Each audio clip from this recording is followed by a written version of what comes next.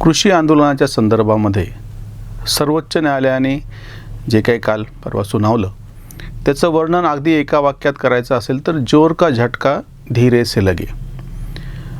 त्या जी सुनावणी चालू होती त्या संदर्भामध्ये पहिल्या दिवशी सरन्यायाधीशांचं जे विधानं समोर आली त्याच्यावरून आंदोलनाचे जे पाठीराखे होते ते मनोमन खुश झाले आणि सरकारला कसं हे सरन्यायाधीश झापत आहेत आणि याच्यातून सरकारची कशी नाचक्की होणार अशा एक उकळ्या त्यांच्या मनामध्ये फुटत होत्या।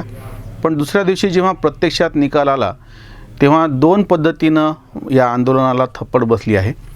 पहिली गोष्ट म्हणजे त्यांची जी मूळ मागणी होती की कानून वापस लो, कायदा वापस घ्या, हे बिल वापसी नाही तो घर वापसी नाही अशा पद्धतीची विधानं या नेत्यांकडून वारंवार केल्या गेलेली होती आणि त्या सगळ्यांना अशी आशा होती की सर्वोच्च न्यायालयसुद्धा सरकारला असं सांगू शकेल। वास्तवात पहिल्या दिवसापासून सगळ्या या क्षेत्रातल्या तज्ज्ञांनी असं सांगितलेलं होतं की जो संसदेने पारित केलेला बहुमतानं पारित केलेला ज्याच्यावरती राष्ट्रपतीची सही झालेली आहे असा कायदा वापस घेता येऊ शकत नाही।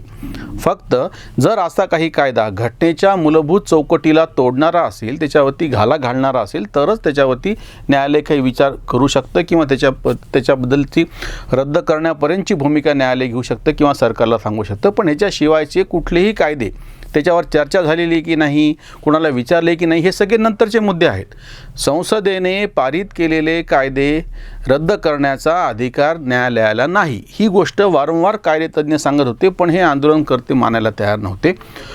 फक्त रद्दच नाही, स्थगितीचा पण एक मुद्दा होता। त्याच्यामुळे न्यायालयाला याच्यावरती सुनावणी देत असताना अशी कसरत करावी लागलेली आहे की ह्या कायद्याच्या अंमलबजावणी काही वेळ थांबवा, म्हणजे स्थगिती पण शब्द नाही आहे, म्हणजे कायद्याची अंमलबजावणी काही काळ थांबवा अशी एक तारेवरची कसरत सरकारने करून त्याच्यावरती निकाल दिलेला आहे। म्हणजे निकाल अजून संपूर्ण यायचाच आहे, अंतिम निकाल।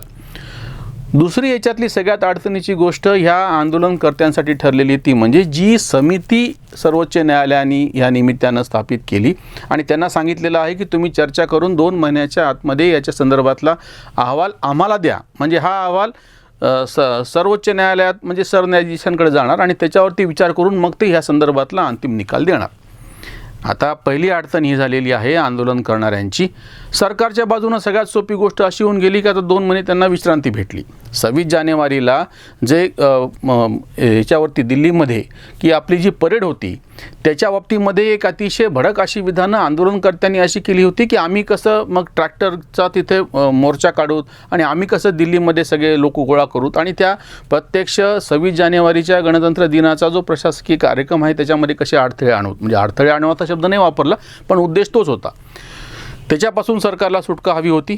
दुसरी गोष्ट म्हणजे आता ही समिती नेमल्याच्या नंतर त्यांना 2 महिन्याचा जो कालावधी दिला त्यामुळे आपोआपच 2 महिन्याचा वेळ सरकारला पण त्यामुळे लाभलेला आहे आणि सरकार निश्चिंत झालेलं आहे। आता म्हणजे आपल्याकडे अशी म्हण आहे ना की पावण्याच्या काठीनं साप मारायचा, तसं हे लोडणं सर्वोच्च न्यायालयाच्या गळ्यात टाकल्याच्या नंतर सरकारच आता मोकळं झालेलं आहे त्याच्यामधून।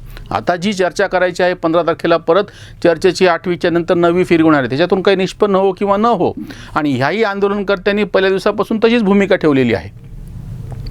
जी समिती सरन्यायाधीश शरद बोबडे आणि त्यांच्या त्या खंडपीठाने जी घोषित केलेली आहे त्याच्यातली 4च्या 4 नावं ह्या कायद्याच्या बाजूने इतकंच नव्हे तर एक पाऊल पुढं जाऊन अजून शेतकऱ्यांना स्वातंत्र्य कसं द्यावं ह्याच्या बाबतीमध्ये आहेत आणि हे कळल्याच्या नंतर हे सगळे आंदोलनकर्ते अजून अस्वस्थ झालेले आहेत। म्हणून त्यांनी पहिलेच भूमिका जशी आधी घेतली होती, म्हणजे हे बिल हा कायदा वापस घेतल्याशिवाय आम्ही बोलणारच नाही आणि आता ते असं म्हणतात की ही जी काही समिती नेमली आम्ही तिच्यासमोर जाणार नाहीत, आम्ही सर्वोच्च न्यायालयामध्ये जाणार नाहीत, आम्ही त्याच्या समितीसमोर जाणार नाहीत, आम्ही कुणाशीच चर्चा करणार नाहीत। म्हणजे अशी जी एक आडमुठी भूमिका घेतल्या गेलेली आहे। आता जी नावं समोर सरन्यायाधीशांनी आणलेली आहेत, जी समिती आता त्यांना मदत करणार आहे ह्याच्या सगळ्यामध्ये, पहिलं नाव आहे त्याचे अध्यक्ष जे असणार आहे डॉक्टर अशोक गुलाटी। हे कृषीविषयक अर्थशास्त्रामध्ये काम करणारे अतिशय मोठं असं अतिशय आदरणीय असं नाव आहे आणि अगदी हे आंदोलन सुरू झालं तेव्हा विविध वाहिनींना दिलेल्या मुलाखती असो किंवा लेख असो त्याच्यातून सुद्धा अशोक गुलाटींनी आपलं धोरण काय आहे, म्हणजे आपण काय पद्धतीचा विचार मांडतो आहोत आणि ह्या कायद्यामध्ये शेतमालाच्या बाजाराच्या मुक्ततेसाठी काय काय करता येऊ शकतं अशीच भूमिका मांडलेली होती। दुसरे जे प्रमोद जोशी आहेत ते खाद्यान्नाच्या बाबतीमध्ये दक्षिण आशिया विभागाचे ते प्रमुख राहिलेले आहेत, त्याच्यावरती संशोधन करणाऱ्या संस्थेचे, आणि त्यांनी असं म्हणलेलं होतं की हमी भावाच्या पेक्षा इतर कुठले पर्याय आपल्याला आहेत की जेणेकरून आपल्याला शेतमालाला चांगलं शेतकऱ्याला उत्पन्न मिळू शकेल, त्याच्यातून पैसे मिळू शकतील. म्हणजे हे दोघंही त्या बाजूनं आहेत की ज्याच्यामध्ये जुन्या व्यवस्थेमध्ये शेतकऱ्यावरती जे अन्याय होत होते, बाजाराचं स्वातंत्र्य हिरावून घेतलं गेलेलं होतं. तिसरं जे नाव आहे, भारतीय किसान युनियनचे अध्यक्ष जे राहिलेले आहेत ते म्हणजे भूपेंद्रसिंग मान. हे भूपेंद्रसिंग मान 82-83 पासून शरद जोशींचे सहकारी राहिलेले आहेत. इतकंच नाही तर किसान कोऑर्डिनेशन कमिटी, किसान समन्वय समिती नावाची अखिल भारतीय पातळीवरती सगळ्या शेतकरी संघटनांची एक तेव्हा म्हणजे संयुक्त अशी एक समिती स्थापन झालेली होती शरद जोशींच्या पुढाकाराने. त्याचे सुद्धा हे अध्यक्ष राहिलेले आहेत, पदाधिकारी राहिलेले आहेत. इतकंच नाही, 1990ला विश्वनाथ प्रताप सिंग हे पंतप्रधान असताना त्यांनी 2 राज्यसभेवरच्या जागा शरद जोशींना शेतकरी चळवळीतल्या नेत्यांसाठी सुचवल्या होत्या, म्हणजे द्या म्हणून सांगितलं होतं. त्यातलं एक नाव हे भूपेंद्रसिंग मान हे होतं आणि दुसरं आपल्या महाराष्ट्रातून प्रकाश आंबेडकर उर्फ बाळासाहेब आंबेडकर यांना दिलं होतं. हे दोघं राज्यसभेवर खासदार त्यावेळेस झाले होते, त्याच्यातले हे भूपेंद्रसिंग मान आहेत.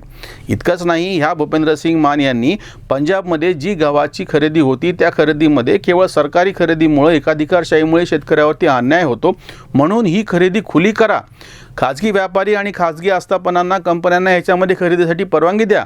जेव्हा आपल्याकडचे गव्हाचे भाव पडले आणि त्यापेक्षा जास्त पाकिस्तानमध्ये भाव होते, तेव्हा यांनी असं एक आंदोलन केलं होतं की आम्ही आमचा गहू पाकिस्तानसारख्या देशाला देऊत, म्हणून एक प्रतीक म्हणून काही गव्हाचे म्हणजे थैल्या हातामध्ये घेऊन ज्या आपली सीमा आहे, वाघा बॉर्डर आणि अटारी बॉर्डर, आपल्याकडची अटारी आणि त्यांच्याकडची वाघा, त्या ठिकाणी हा गहू आम्ही तिथल्या शेतकऱ्यांना म्हणजे तिथल्या व्यापाऱ्यांना देऊत, असं आंदोलन करणारे हे भूपेंद्रसिंग मान.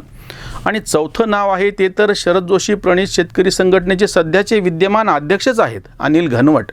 नगर जिल्ह्यामधल्या श्रीगोंदा जवळ त्यांचं गाव आहे. हे चारही लोक या कृषी कायद्याच्या तर बाजूनं आहेत. इतकंच नाही, जेव्हा हा कृषी कायदा आला त्यामध्ये त्याच्यानंतर म्हणजे ह्याच्या कांद्याच्या निर्यात बंदीच्या बाबतीमध्ये सरकारने जो निर्णय घेतला होता त्याच्याही विरोधामध्ये अनिल घनवट यांच्या नेतृत्वाखाली शेतकऱ्यांनी आंदोलनं केली होती की एकीकडून तुम्ही कृषी कायदे आणतायत आणि दुसरीकडून तुम्हीच आमच्या कांद्यासारख्या शेतमालाला निर्यात बंदी लावताय. म्हणजे या कायद्यांमध्ये तरी इसेन्शियल कमोडिटी ॲक्ट, आवश्यक वस्तू कायद्यामधून शेतमाल वगळा असं सांगितलेलं आहे. शेतकरी संघटनेची म्हणजे अनिल घनवट आता ज्याचे अध्यक्ष आहेत त्यांची तर अशी मागणी आहे की हा इसेन्शियल कमोडिटी ॲक्ट, आवश्यक वस्तू कायदाच बरखास्त करा.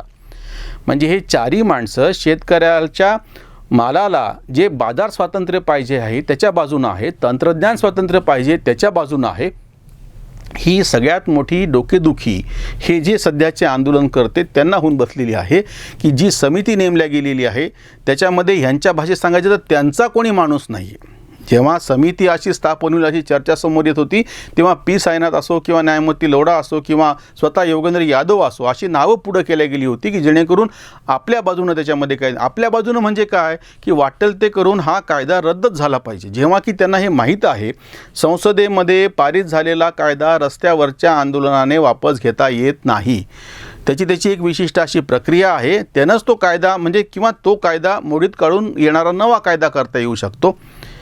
अजून एक सगळ्यात मोठी गोची या सर्वोच्च न्यायालयाने दिलेल्या निर्णयामुळे होणार आहे, होऊन बसलेली आंदोलनाची, की इथून पुढं 2 महिने ही समिती काम करणार आहे.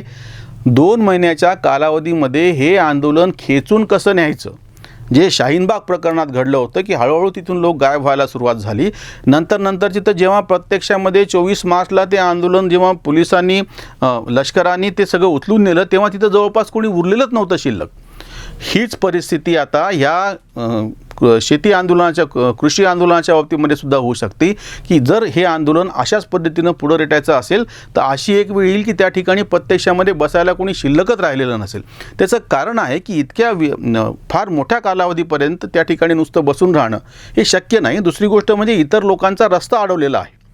अजून एक त्यांच्या दृष्टीनं घडलेली अतिशय वाईट अशी गोष्ट अशी, जे शेतकरी प्रत्यक्ष याच्यामध्ये बसलेले आहेत, बहुतांश शेतकरी नाहीच आहेत, आडतेच आहेत, पण जे कोणी बसलेले आहेत त्यांच्या दृष्टीनं या काळामध्ये जी गव्हाची खरेदी MSP प्रमाणे कृषी उत्पन्न बाजार समितीतून शासन जी खरेदी करत आहे त्याच्यातला बराचसा भाग खरेदीचा झालेला आहे आणि तो सुद्धा मध्य प्रदेशमधून झालेला आहे. यावेळेस पंजाब आणि हरियाणा आंदोलन चालू असतानाची गोष्ट आहे.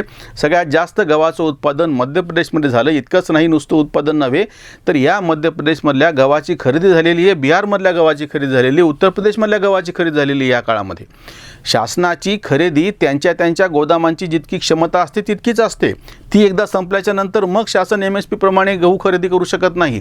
आता ह्या शेतकऱ्यांची अडचण अशी आहे की हे आंदोलन लांबत गेल्याच्या नंतर हे जेव्हा परत त्यांच्या गावाकडे जातील आणि त्यांना त्यांचा गहू त्यांच्या शेतामध्ये तयार झालेला विकायची वेळ येईल तेव्हा शासनाची खरेदी संपलेली असेल. ती खरं तर व्यवहार पातळीवरती आधीच संपलेली आहे.